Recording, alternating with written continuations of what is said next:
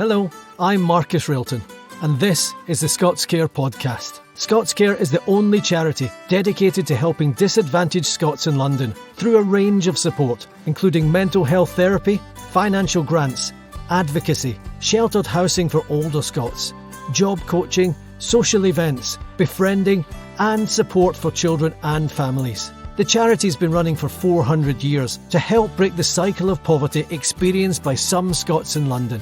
In this series of the Scots Care podcast, I'll be chatting to celebrities and supporters of the charity that have forged a life often away from Scotland and about the ups and downs that can bring. Ridding countries of landmines is one of the most dangerous jobs in the world. In spite of this week's podcast guest has spent the last 20 years of her life doing just that. Helen Gray hails from East Lothian, and while working for HALO, the Hazardous Area Life Support Organisation, she ran demining teams in Angola, Colombia and Mozambique. At the moment she's back in the UK, and she joins me today from her family farm just outside Edinburgh. Scots Care, supporting Scots away from home in London. Hi Helen. Hi Marcus, how are you? I'm good. Thank you for joining the Scots Care podcast. No problem at all. Nice to meet you. Yeah, we're recording this towards the end of January, and it did occur to me this morning we're recording it on Burns Night, and I did think, I know you've got sheep on the farm, and are you a fan of haggis? Yeah, I love a bit of haggis. I'm hoping my brother's going to pick me up some from our local butcher today.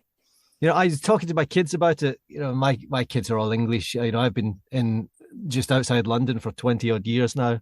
So I said to my kids, I'll get some haggis tonight and we'll do it. And my 9-year-old, he's 10 now, Rafe, said to me, what's it made of? And I said, well, you know, and I was trying to remember, it's called the pluck, isn't it? And I was saying, well, it's the heart and the lungs and the liver. And then they mince it all up. And I was looking at his face and I was thinking, oh gosh, this is too much information. There's no way he's going to eat this.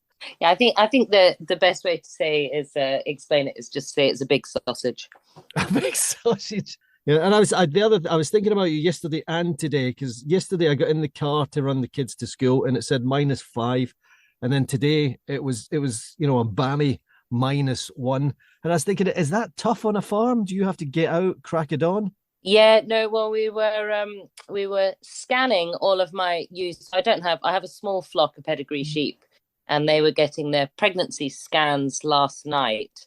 But the last week or so, it's got much milder. But the last week or so, it's been really cold here, and so then that is extra work, just making sure they're all right, breaking ice on the water, extra feed, that kind of thing, just to make sure that everybody's all right. But yes, so I had to moved all my ewes yesterday morning into a shed so that they could have their scanning experience. And I tell you what, the scanner, he came to us at the end, 6 o'clock at night, and he did the 24 ewes in no time at all. But he'd scanned 2,000 sheep yesterday. Wow. Which is pretty efficient, isn't it? Yeah. And do you get to know then and there how many of your 24 are pregnant? Yeah, absolutely. So there's 15 are having twins, and then there's 8 singles, and there's sadly one that's been pregnant but is reabsorbing. So something's happened and she's losing the pregnancy. And then of the singles, 2 of them might actually be twins, but they're a bit early on. So is there a number there that is a success for you? Do you, as a farmer, do you say 15's good, but 11 isn't enough? Or they scanned at 158%. So if every ewe was pregnant and going to have 1 lamb, that would be 100%. And if every ewe was pregnant and going to have 2 lambs, that would be 200%. And that would be like, that's what you're going for. So 200% is really brilliant. But 158 is absolutely fine. And I've got quite a few of my ewes coming in are first time mums. So it's all right when they're having a single. I actually do like talking about the farms because they really fascinate me, farms. But you came to my attention because of your work with landmines all over the world. And I must say, I didn't know anything. I know about their existence, but it was one of these things until you start to look into it. And when I started to look into it, I was really quite shocked. I mean, how many countries in the world are still blighted by landmines? Oh gosh, I'd have to double check. But there are still globally a significant problem affecting many countries. I mean, the situation has changed a little bit in the last sort of 5 to 10 years with different types of contamination. If you look at kind of Syria and Iraq and changes in Afghanistan, but obviously the new massive contamination at the moment is Ukraine. Mm. And last year I was in. So I just work as a consultant now, and I mostly do sort of fairly practical trainings. But in the last year I did a global training in Switzerland, and then I was in Mogadishu, Somalia, and after that in Yemen, and then right at the end of the year in Ukraine. So it's very much an ongoing serious problem, and I think something that sort of we thought there was been sort of big campaigns and stuff to see the end of landmines by 2025, and I don't think that's really realistic at the moment. Looking at the stats, I mean, I after I thought, oh, it'd be great to talk to Helen. I was on the United Nations website, and I was looking at the stats, and it says that Egypt has 23 million landmines, and then that's followed by Iran at 16 million. And these are mind-boggling numbers. Is that ever fixable? I know some of those very big numbers. You sometimes have to do the maths on them, and they're not totally accurate. But I mean, there certainly are big numbers, and they are. I mean, it depends how the mines are laid. So I worked in Colombia for 2 years, which had in sort of 2000 when was I there 2011, 12, and then I was going back regularly to visit, and it had one of the highest accident rates in the world, but the number of landmines are relatively low. Okay. The tactic that the landmines are used by, so they were, mines were being used by the non-state actors, so principally FARC and the ELN, and possibly some narco sort of groups as well, and protecting coca crops, but also being laid on paths that the military and the locals would patrol on. So they would use only a low number of items, so 1 or 2 items, but everything that was laid to cause an accident. So each mine, the percentage likelihood of having an accident is very high. So you didn't have very many mines there, but you had a very high rate of accidents. And then back in the day, I worked in Mozambique, which is, a huge achievement in that it's declared compliance with the mine ban treaty, which was just, a real accomplishment for a country that had been very badly contaminated. But I mean, I worked on minefields there where you were looking at 80,000 mines, with about 3,200 mines per linear kilometre of the minefield.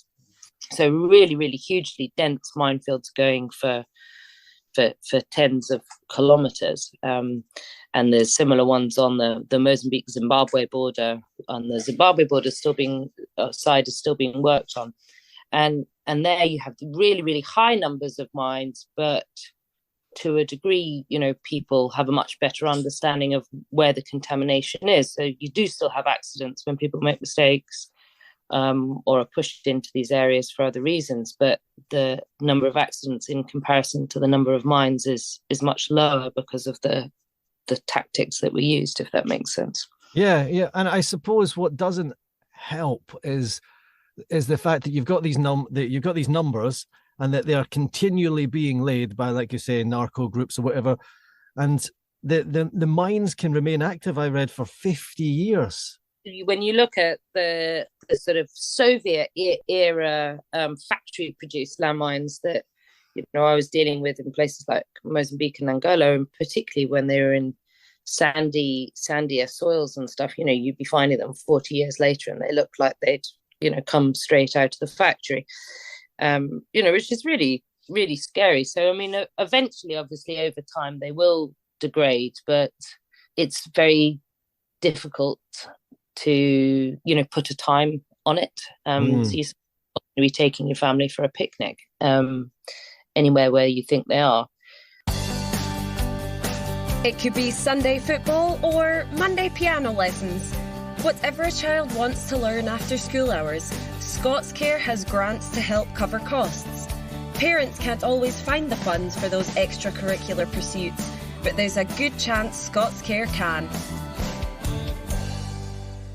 Where were you brought up? Were you brought up in East Linton, which for anyone who doesn't know that area, you're about 40 miles outside of Edinburgh, is that right?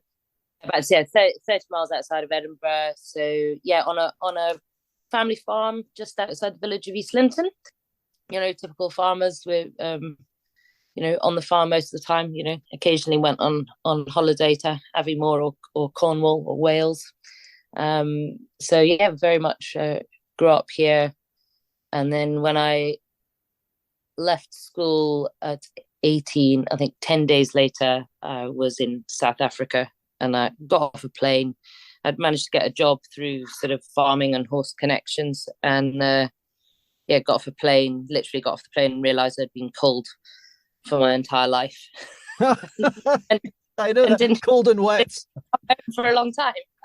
Yes, I know that feeling. Yeah. And so how did you go? Was there an expectation that you would come back from university and go back into the family farm and that would be your life? So to go from that to, you worked for HALO, the Hazardous Areas Life Support Organisation. They seem, polar opposites. I wondered how you went from there. And then when you, I don't know if you had a discussion with your mum and dad or your parents, your guardians, you said, this is what I'm going to do. And did they not say, Jesus, Helen, is this really what you want to do? Yeah. I think my mum spent the last sort of 20 years lighting candles every weekend when she goes to mass. Yes. How did it all really start? So I managed to, before uni, I managed to work a bit in South Africa, Kenya, and in Zimbabwe, and I really enjoyed that. And then went to uni, and when I was there, was part of, so I did natural sciences, so biology and biological anthropology, and got to go to Madagascar as part of an expedition in southern Madagascar. And so we worked in we were really lucky and got to work with the Tandroy people in really remote southern sort of Madagascar kind of. We were sort of 2 days walk from the closest sort of small village that a car could get into. So it was pretty off the beaten track. And I guess so that through that, had experience of working with people and managing in very remote environments, and, actually having to really look after yourself. And from that job, I got, after university, I first worked for the Scottish Seabird Centre while looking for stuff abroad. And then I ended up running, being the expedition leader and looking after a research lodge in the Peruvian jungle. Okay. In the end, which was brilliant. Amazing experience. Again, 8 hours by canoe from Porto Maldonado, no electricity, no running water, drank muddy water from the Tambopata River for a year.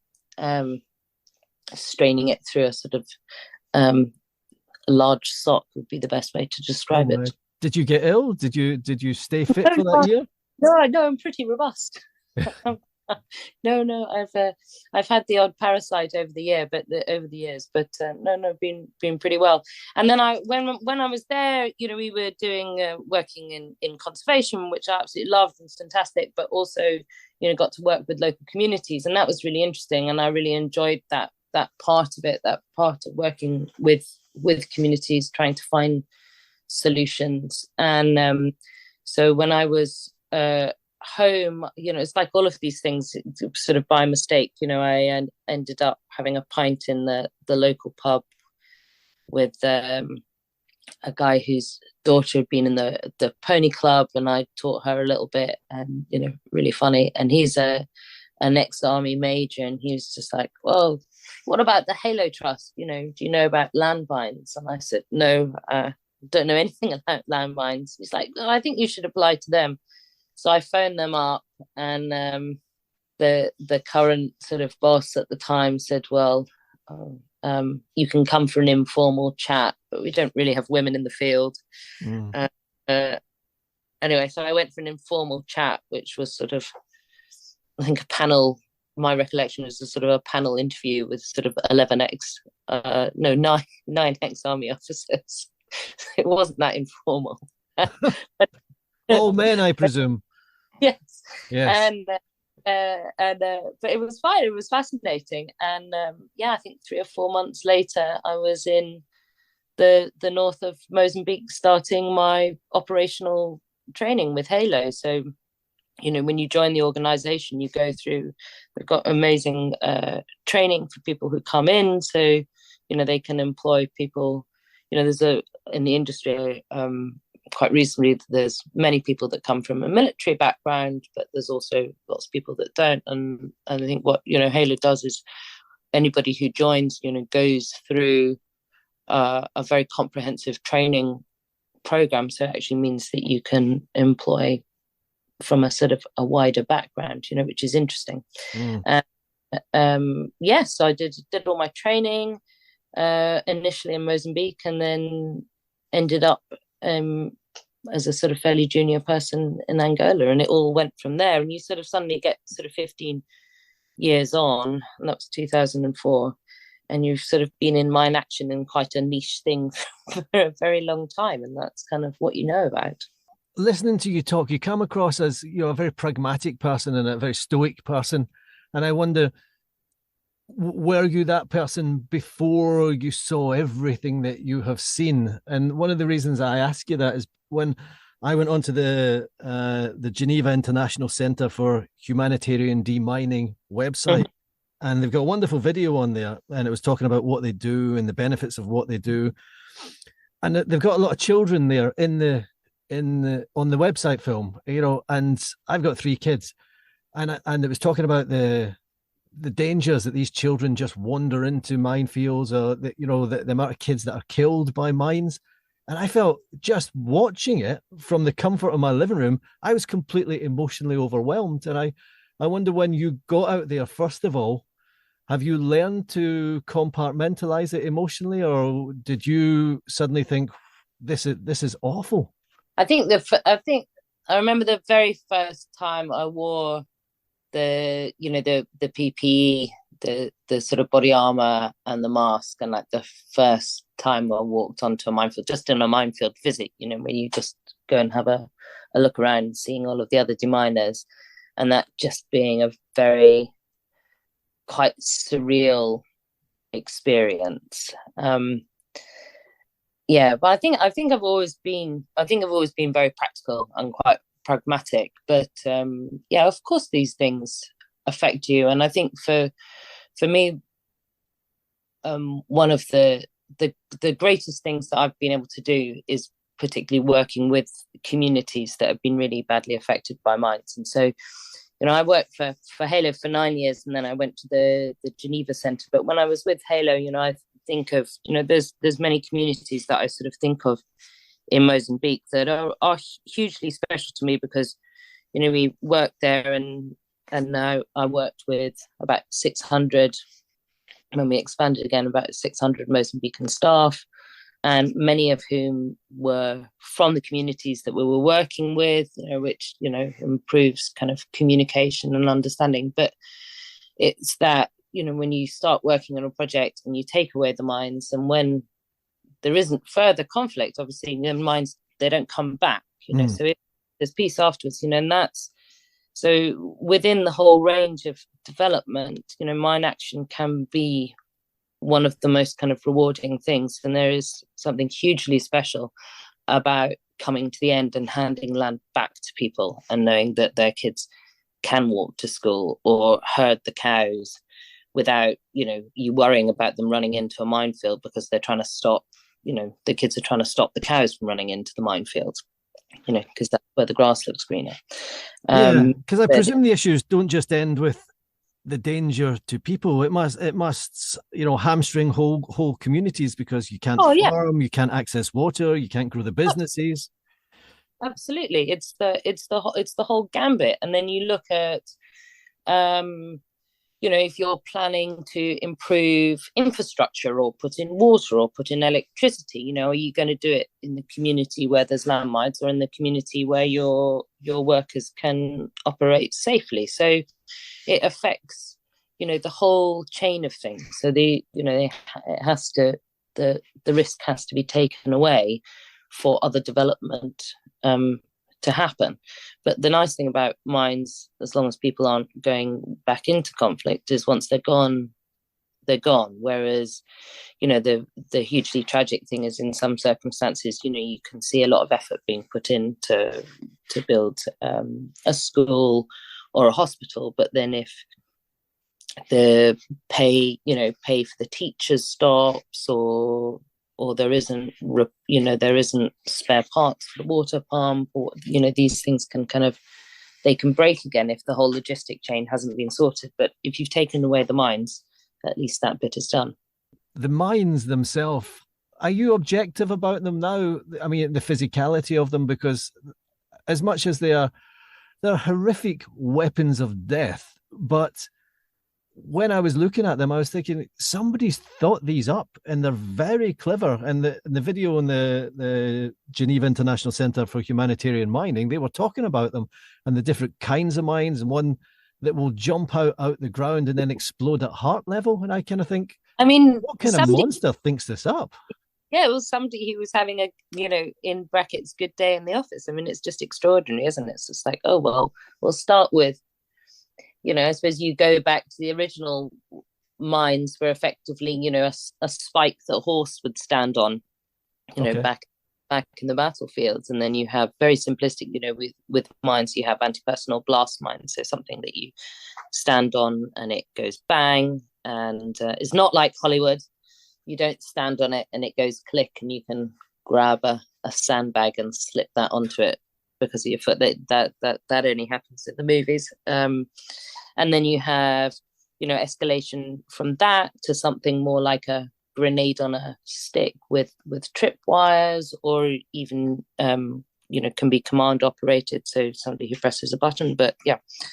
So stake mines, and then you have directional mines. So like in the Vietnam War movies, the claymores front towards enemies. So stuff that puts shrapnel in the direction you want. And then these bounding fragmentation mines, so which are really, really horrible. So things that sort of jump up and blow up, spraying fragmentation at kind of chest height. So that's obviously more lethal. And then there's a whole, there's an increasing escalation of these items, which happens, I guess, with all weapons of war, and it's horrible, yes. And people get lots of money to develop these things, or they did. So I personally can't imagine, as you said, that's your good day in the office, and then you drive your car home and you eat dinner with your family and your kids around. I really had a really good day in the office today. I developed something that was really horrible. It's just mind-boggling. Yeah. And can you tell us about the different ways that you, when you initially go into an area and there are mines there? Because I read that you can use dogs.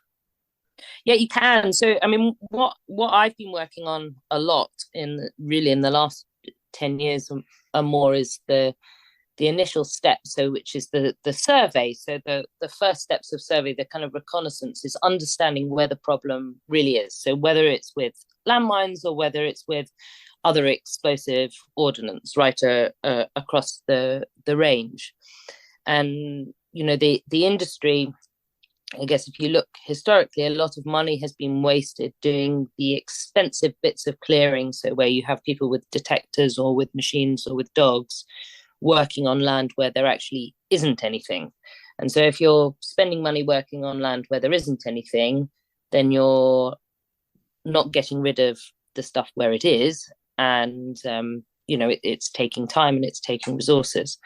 So I've been really focusing on helping train people to make better decisions and really try and narrow it down and follow the evidence to where we think the problems really are, and sort of work from the evidence out rather than taking a sort of more conservative approach of, there's contamination everywhere, which doesn't really help you.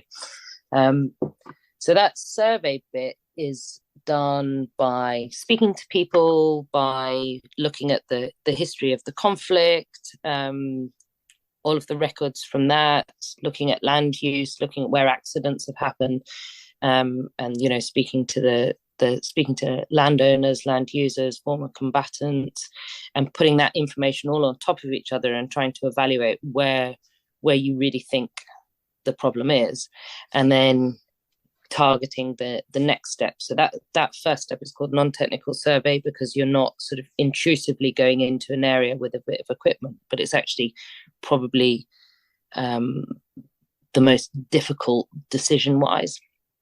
And then you have kind of technical survey and full clearance, and that's when you start going into an area with assets that can identify mines or other explosive ordnance, and that could be people with detectors, with metal detectors. So if you're looking for mines that have got metal in them, but then you find with a detector all of everything that's metal. So I've spent a lot of time very carefully digging little holes to find a sardine can, or because where there's been fighting, you tend to have having soldiers like dropping lots of rubbish as well. So of course, yes, pops and sardine cans and bullet casings, and you get all this metal clutter.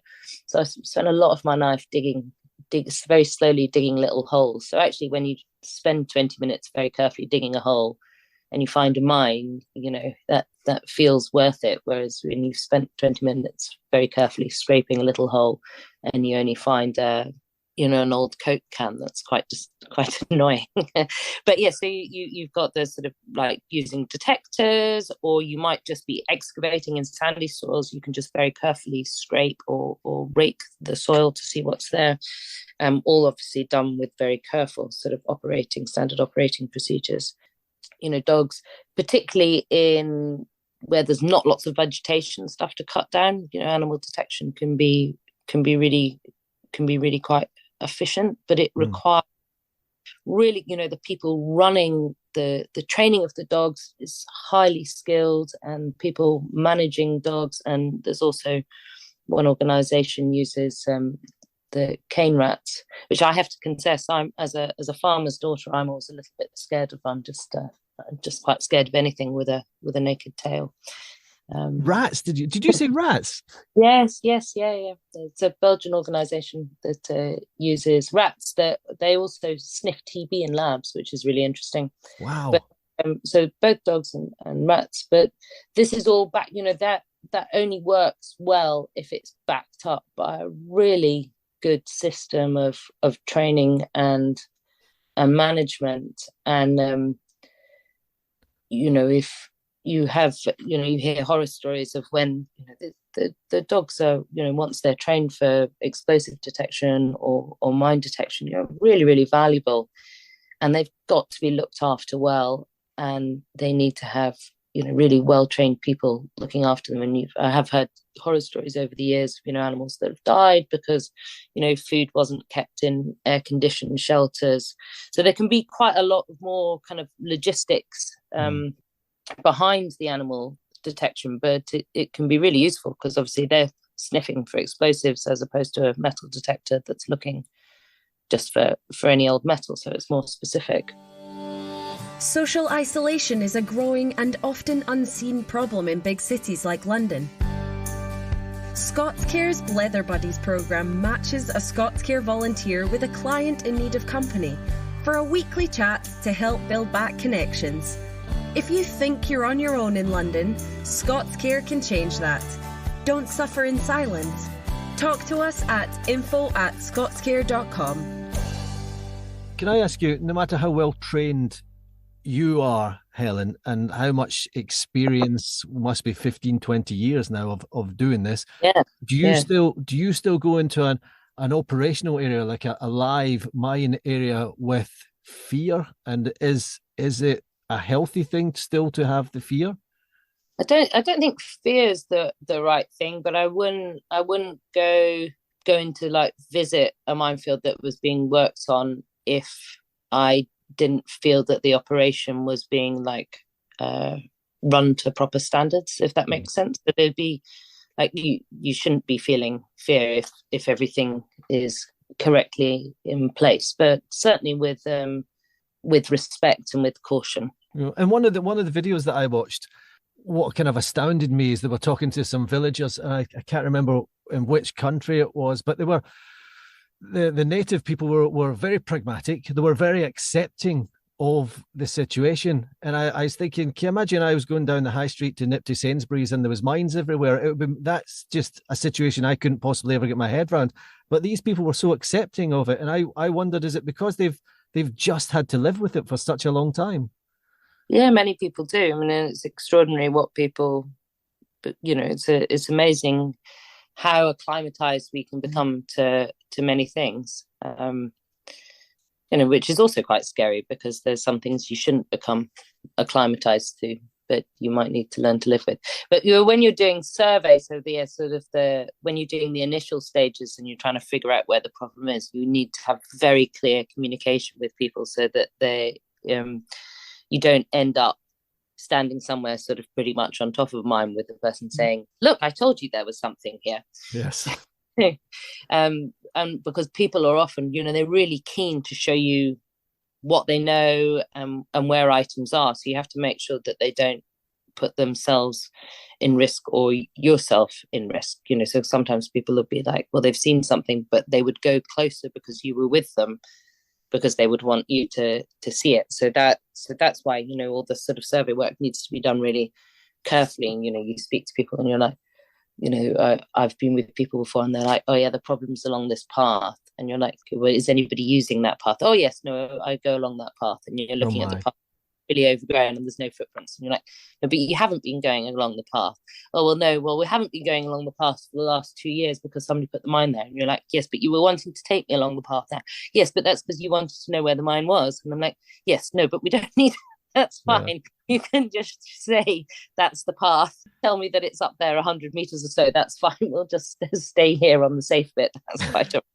So it is all about, careful and intelligent communication and respect and understanding and asking sensible questions, and also not jumping to conclusions. You have teams of all female deminers. Was that a deliberate strategy to get more women into demining, or can you tell me how that? Because when I read about that, I thought, I wonder why that was. Was it just coincidence or deliberate? So that was in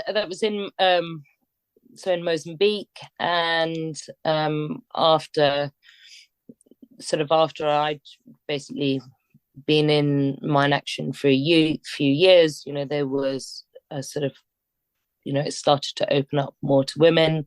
And in Mozambique, we basically changed our recruitment, changed our adverts. And rather than saying, we're advertising for deminers, we said we're advertising for deminers, men and women can apply. And rather than getting 100% application for men, we got applications about 50-50 split between men and women.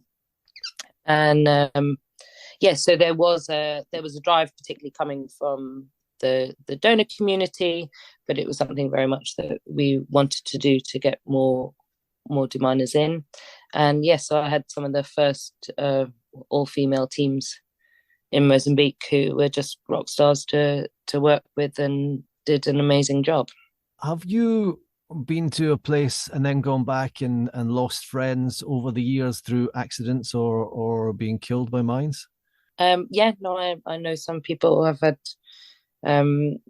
particularly had some colleagues in Mozambique, and I know of other people who've had accidents, which is always just heartbreaking. And Halo's a non-governmental organisation, and I was wondering if there was enough governmental legislation out there to make a difference worldwide. I see that the UK government pledged £100 million in 2017. Is that enough? Did that happen? Is that ongoing?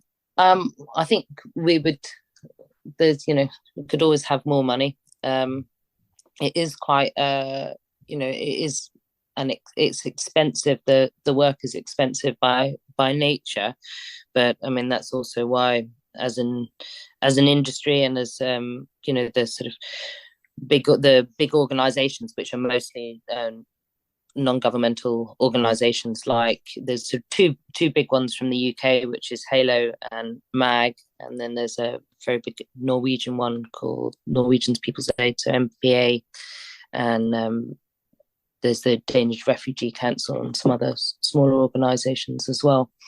So there is big donor support, sort of UK, US, EU, Japan, Scandinavian countries. So there is a lot of donor support, depending a little bit region to region. So Southeast Asia, you get more support from Australia, for example. But it is expensive, and funding sort of changes when, there's lots and lots of funding going into Ukraine at the moment, which is wonderful. But that probably means that there's funding that's dropping away from other places where we're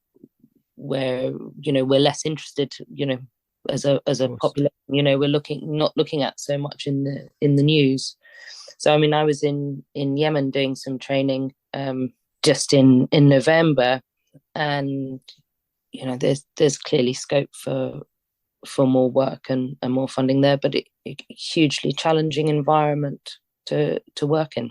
I was wondering if, when you're in the field and you work in these places, these kind of high octane environments for an amount of time, and then where you are grateful to be alive, and it's massively rewarding, and it's it's just dangerous, and then you come back to East Lothian, and after you've spent all this time in the minefields, is it difficult to kind of culturally readjust and go down the shops and look after the sheep and work on the farm?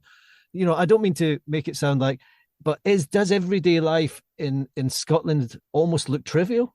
It doesn't look trivial, but it is an adjustment, and it is. I mean, it's been quite difficult. I mean, I moved home sort of properly kind of 6 years ago, and I was pretty burnt out, actually. I'd had a really stupid thing. I'd slipped out in Laos and fell down some stairs. I mean, just doing nothing, going to get some toothpaste. Oh wow.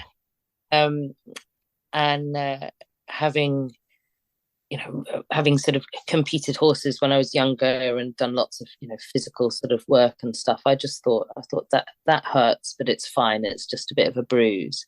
And 3 months later I got sort of shouted at by a doctor and told that I'd been running about probably on a broken pelvis for 3 months. Oh my word. I know, really stupid in the benefit of hindsight.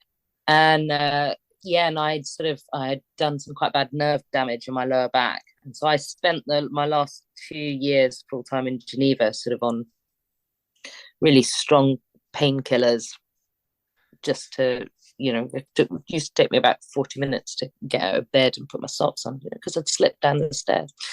I mean, just bonkers. And so I think that, I was traveling at that point, traveling globally sort of 80% of the time. So I had a flat in Geneva where I effectively washed my clothes kind of twice a month. And I think that injury took away the sort of extra energy and the resilience, if that makes sense. And I totally understand how it would wear you down.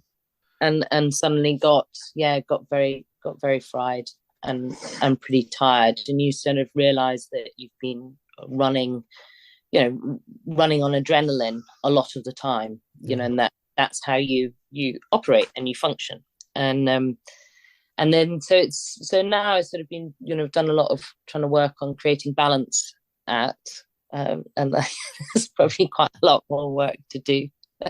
It's a big adjustment. You're talking about years, aren't you, Helen, in the field, and then to come back. But I go, so I now I go away and do 2 weeks training, and you kind of click back into it and work 16 hours a day and really enjoy it. And sort of the lights go on, you're like zoom, zoom, zoom. And I come back and I think, oh, great. I can continue working at this rate. And there's all this stuff that I'll get done at home and on the farm. And I'm getting old. I can't do it anymore. You're getting old. Oh my, don't see. You're younger than me. Come on. I have to lie down, go to sleep for about a week, And I think, and COVID's been the same. I did end up, I caught COVID in Ukraine before the escalation. But before the last year, so sort of just before, just when early on in the COVID, before we had the vaccinations, and ended up doing sort of 18 days in a room in Ukraine, which was quite interesting. If anybody ever gives me any tin tuna again, I'm kind of responsible for the consequences.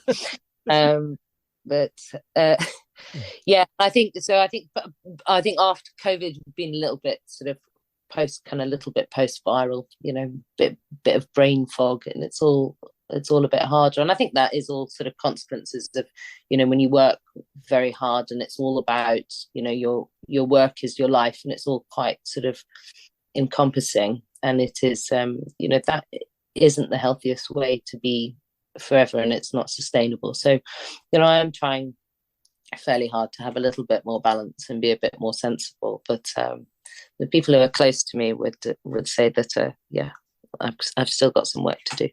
Yeah, I think it sounds you're on the right lines, though. I mean, what I'd like to finally ask you is, listening to you, and it's fascinating, it really is, because it's another world for me. And a couple of weeks ago on the podcast, I interviewed a guy called Colin McLachlan, and he's a former SAS soldier. He was taken hostage in Basra, and he was talking about being and tortured and being in Sierra Leone. And towards the end of the interview, I said to him, Colin, do you have a faith, or are you spiritual? And he said that he's seen the best of people, and that he'd seen the worst of humanity, and he thought that was the reason that he didn't have a faith. And I wondered, you're kind of similar in the way that you've seen some hellish things, Helen. And I wondered, do you have any faith, or are you spiritual? Do you believe in a bigger power? Oh, I don't know. So I brought up Catholic, but very much lapsed. But I don't know. You have moments where faith in humanity is restored, and then moments where it's gone again. So there's something, but I can't really describe it. No, I think that's fair enough. It is myself too. I have moments where I am despondent by the state of the world, and then I spend some time with my kids, and I think, oh yeah, there is something greater than myself. But you're right, and I think you're on your way to finding a balance. And I think, because you're in your 40s now, aren't you? Yes, yeah. 40. Yeah. So as it's definitely not old, but it is important, I think, as we get into our 40s, to find a balance and find what makes us happy. Yeah. But Helen, thank you for joining me on the Scots Care podcast today. It's been brilliant listening to you. I really enjoyed it. Thank you very much. Great to speak to you. And hopefully you'll come back again one day. That would be great. Thank you. Bye, Helen. Bye. Scots Care, supporting London Scots with financial grants, welfare advice, counselling, sheltered housing, jobs coaching and family support.